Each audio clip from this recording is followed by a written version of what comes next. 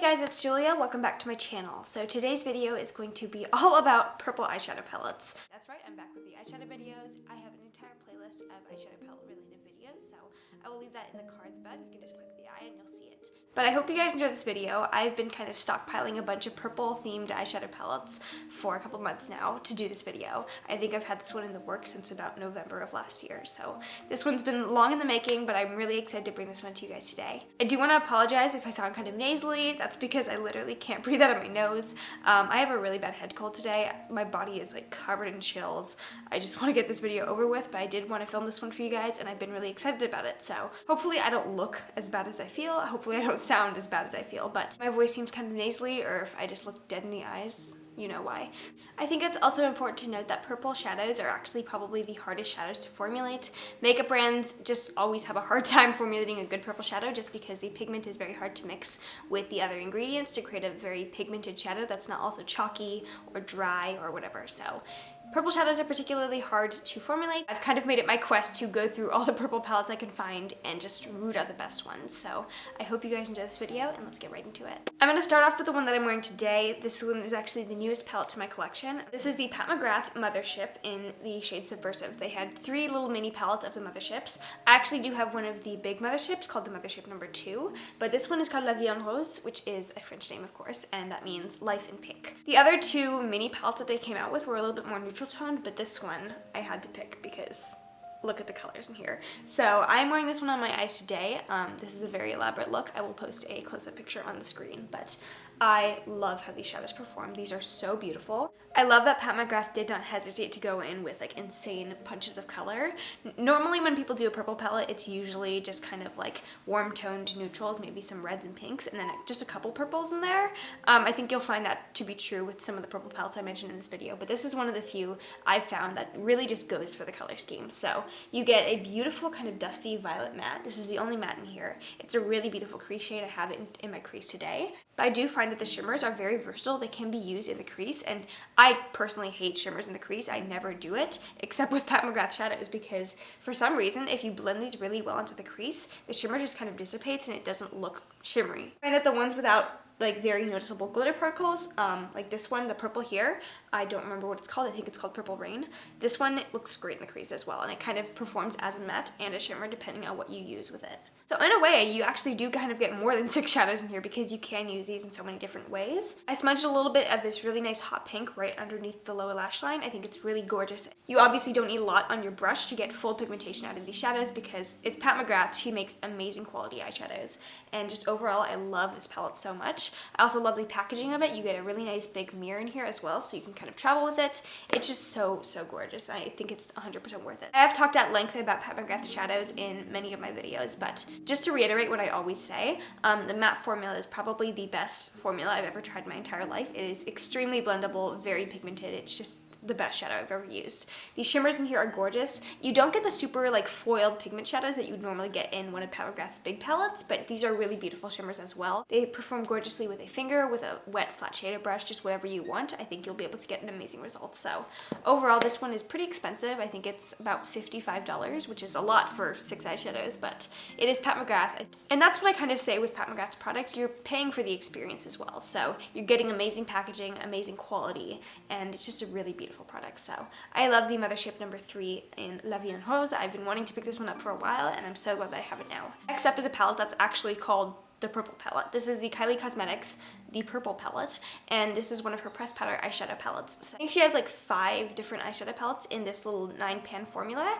and I really do enjoy this palette a lot. In contrast to the Pat McGrath one, which I find to be a little bit more warm toned geared, this one is a little bit more cool tones. So you're getting a really gorgeous like kind of cool toned lavender shade, cool toned violet. This is like a kind of strange slate gray and also navy blue at the same time. It's definitely a very cool toned shadow, so this entire palette I would say it's more geared towards that cool toned look, but I think it's definitely a truly purple palette. These shades in here are gorgeous. The matte formula is not like the best formula I've ever tried. I think Anastasia's, in terms of high-end eyeshadow formulas, is a little bit better. These are a little dry, but they are pigmented. They blend out very well, so I haven't had any problems with getting these to work on the eyes. The only one in here that doesn't really perform the way I'd want it to would be this one down here called Amethyst. It's just kind of hard to pick up on a brush, so this one's best used with a finger, but generally I prefer to use shimmer shadows with a wet flat shader brush, and it doesn't really work that well with that. So that being said, I still really enjoy this palette. I actually reach for this one very often when I want to do a cool toned look, or I can kind of pull in this one here called Wine and Dine for a more warm toned look, depending on what I want. So overall, it's a beautiful, beautiful purple tone palette. If you really like cool tone shadows, I think you'll really enjoy this one, and it's just one of my favorites. I also really like the packaging. I know some people have mixed feelings about Kylie's products, but this is one of my favorites from her. So next I want to talk about the Natasha Denona Lila palette, kind of. I don't actually have the actual Lila palette, but I do have the one from Shop Hush that is a dupe. This is the Supernova palette from Bad Habit Beauty, and it's the exact same color layout, the exact same shades inside the Lila palette. I did a full review of pretty much all the most popular palettes from Shop Hush, so I will link that in the cards above as well. But this was one of the ones that I was just blown away by. The other ones I kind of found to be okay, but this one was outstanding. It's kind of easier to formulate a good shimmer shadow than it is to formulate a good matte shadow, so maybe that's why I like this palette so much. But the shimmers in here are stunning, and they're not the most long lasting on the eyes, so I wouldn't say they're the best in terms of like getting a 16-hour day out of your eyeshadow, but they are really pretty, and I think they're very pigmented as well. I love the colors in here. And I guess I can't really credit Bad Habit Beauty for coming up with this color scheme. I have to credit Natasha Denona because she did come up with an amazing, innovative color scheme for them to kind of dupe. So I really do enjoy this palette. And it kind of looks similar to the Pat McGrath La Vie en Rose palette, so that you could draw some similarities. There's definitely that hot pink and then that beautiful kind of amethyst purple shade, but I think this one does have more variety in here. Obviously, you're getting a lot more neutrals as well, so if you wanted to do a more like mauve tone neutral look, you'd be able to do that with this palette. Overall, I do really enjoy this one. Whether you get the Natasha Denona Lila palette or the Bad Habit dupe, I think you're in for a great color scheme, and I really do enjoy this one as well. So this is a great option. And I think in terms of purple palettes, I think Natasha Denona did an amazing job with the color scheme, and Bad Habit did an amazing job duping it. Next up, I want to talk about the Huda Beauty Desert Dusk palette. This is actually the only palette that I currently have from Huda Beauty. I did try some of her mini palettes, and they just weren't my favorite. And I haven't tried the Rose Gold palette. I'm not really planning on it, just because I have the Modern Renaissance, and it's very similar in shades. Oh no. Okay, we're having technical difficulties. A shadow just fell out of my Huda Beauty palette, the shade Cosmo here. So I'm gonna try and press that back in there, and I will see you guys when I finish that. Ah! Haha, I have salvaged it. So I just repressed the shade Cosmo. That kind of segues me into my first point about this palette, which is it's very fragile. So when I first actually got this palette, it came to me and the shades Twilight, Retrograde, and Cosmo were all shattered.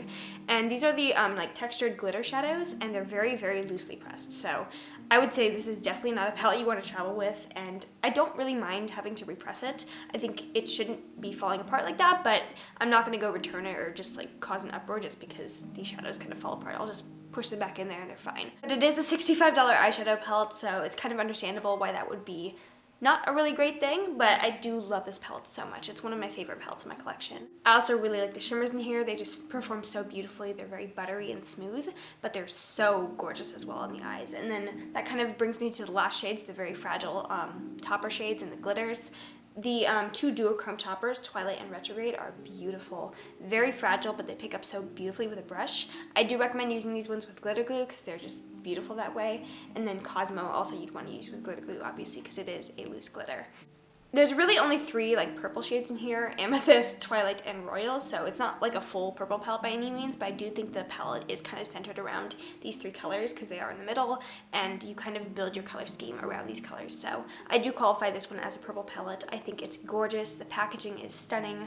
I just love this one. I use it very often. And Huda, and I think this is probably one of the most beautiful palettes that was released last year, so I really do enjoy this one. I don't enjoy the fact that it just shattered on me, but as you can see, I was able to kind of salvage it. It's fine, you just need to be a little bit more gentle with it. Full disclosure, I'm not sure if this one's available anymore, but this is the Kat Von D Shade and Light Eye Quad in the shade Plum. I bought this one because of the kind of cool toned mauve purple scheme in here. Obviously this shade here is gone. It was like a peachy toned kind of shade, and it kind of shattered on me, and I tried to repress it, but it's just not the same formula, so I kind of scraped it out and I was like, whatever, I'm done. So that kind of leaves the three purple shades in here. You have a kind of like light, very dusty, kind of pinkish, almost lavender shade. You have a nice, beautiful mauve toned lavender, and then you have a really nice deep plum.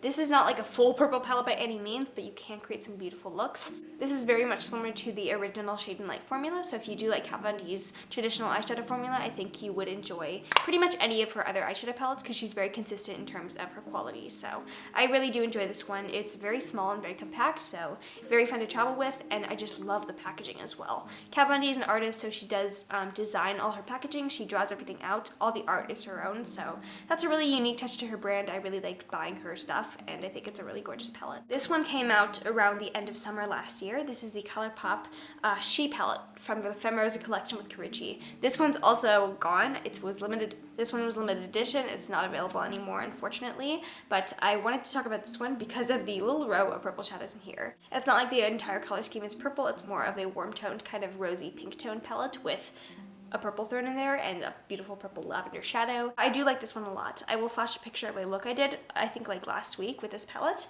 and it's very similar to the look I'm wearing today with the La Vie en Rose palette, but this is gorgeous. I'm hoping that they'll kind of reboot this palette because it's one of my favorites from them. It is mostly shimmers. You only get 4 mattes in here, but I think it's a gorgeous palette. And in terms of more soft looks, I think this is really beautiful and romantic. So I do like this one a lot. It's one of my favorite palettes from ColourPop, and it was actually the second one they came out with. So this is kind of a vintage item right here. A little piece of history. I really like it. The Colored Raine Queen of Hearts palette is another one of my favorites. Colored Raine is one of my favorite indie brands, and just this year I'm trying to kind of expand my indie brand collection in terms of eyeshadow palettes. So I'm actually trying to plan out a video that will probably come out in like a couple months, just compiling a bunch of different indie brand eyeshadow formulas and trying them all out for you guys. I think that would be really fun.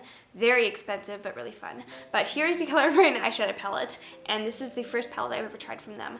I love their formula. It's one of the best matte formulas, or just best shadow formulas in general, and the entire palette is $50, so pretty expensive, but you're getting 12 shades in here, so it's a really gorgeous palette. And again, like the Huda palette or the ColourPop palette, it's not a fully purple palette. You're only getting like 2 purples, Ladyship and Queen Mother, but I think you can, but the entire like color scheme is very oriented around those purples. So overall, I think it's a beautiful palette. The purples in here perform just beautifully, very consistent with the other shadows, so probably one of the most easy to use formulations of purple, and these just blend out so beautifully. So I really love the Colored Raine palette. They do not play around with pigmentation, and just in general, it's one of my favorite new brands. So really enjoyed this one. It is permanent. I think it's probably one of the best palettes on the market. This one is limited edition, and they just stopped creating these ones, so you'll only have a limited amount of time to pick this one up if you still want it. But this is the Carli Bybel Deluxe Edition. This one is more of a lavender, like soft tone purple, and I wasn't really planning on mentioning this one just because, again, it's not like a fully purple tone palette, but then I realized you do get 3 kind of like lavender shades in here. This one does kind of qualify in that kind of color scheme. Really gorgeous palette if you do like very light shades, if you go for nice soft glams, or if you can't really wear very bold dramatic eye looks, this is a beautiful palette to go for. Just overall, it's one of my favorite more neutral palettes, and then the highlighters down here as well are just stunning. So I really enjoy this one. I think Carli Bybel did an amazing job. This is probably one of my favorite collabs from like any beauty influencer that's ever been made. So I really do enjoy this one, and I would definitely recommend picking this one up if you like the color scheme, because you only have a limited amount of time. Finally, I wanted to show you guys the Wet n Wild Petal Pusher. Definitely the cheapest palette I'm mentioning, and I actually depotted it, so these are the colors from the Petal Pusher. It's a very nice, beautiful, like purple tone palette. This one is actually fully purple with some like kind of like light rose gold shades. I actually really enjoyed this one's. Wet n Wild's not my favorite eyeshadow formula. People like herald their eyeshadow formula as like the best one from the drugstore. It's not the best, and the packaging is horrendous, so that is why I depotted it. It's good for the price, like $6, you really can't beat that price, but there's definitely better eyeshadow formulas out there. So I did actually pick this palette up solely for the purpose of this video. I wouldn't have bought it otherwise, just because I don't really use all shimmer palettes on my eyes. If I ever want a really nice purple tone shadow for a look, I will reach in here. These are gorgeous, gorgeous colors, and they do perform pretty well. So overall, I like them. The mattes are really nice and blendable. The shimmers are a little bit more soft. They're not going to be very foiled, but they're still good. In this palette in general, I did want to discuss some of the purple shades I have in here. My favorite purple shadow of all time has to be the Anastasia Beverly Hills Single in the shade Enchanted. It is the most beautiful shadow probably ever. I rarely get excited about single shadows, but for whatever reason, I was in Sephora. I swatched this one. I wasn't planning on buying anything that day, and I saw it and I was like, okay, no, mine. So I did end up buying this one. It's such a beautiful color. I also like this one a lot. It's from Morphe. It is the shade Grape Day. This one I use a lot in my Instagram look. The Morphe singles are kind of hit and miss. Some of them I've tried that are not very good. This one is called Aphrodite. It's like a lavender shade from Morphe. It's good, but it's kind of like chalky. It's not quite as pigmented as the shade Grape Day. But overall, some of my favorite purple shadows are just in single form, so I want to mention those as well. Alright, so that concludes this very purple video. I hope you guys enjoyed this one. I am so ready to be done filming this. I actually have one more to go, so pray for me. But anyways, I hope you guys enjoyed this one. It was long in the making, but I had a really fun time putting this together. If you liked it, please give it a thumbs up. Make sure you subscribe below, and let me know in the comments if I'm missing any purple palettes that you would like me to try or that you think I would like. I'd love to try out your favorites as well. So if you made it to the very end, I love you so much. Thank you so much for watching my channel. Bye. Thank God I'm done.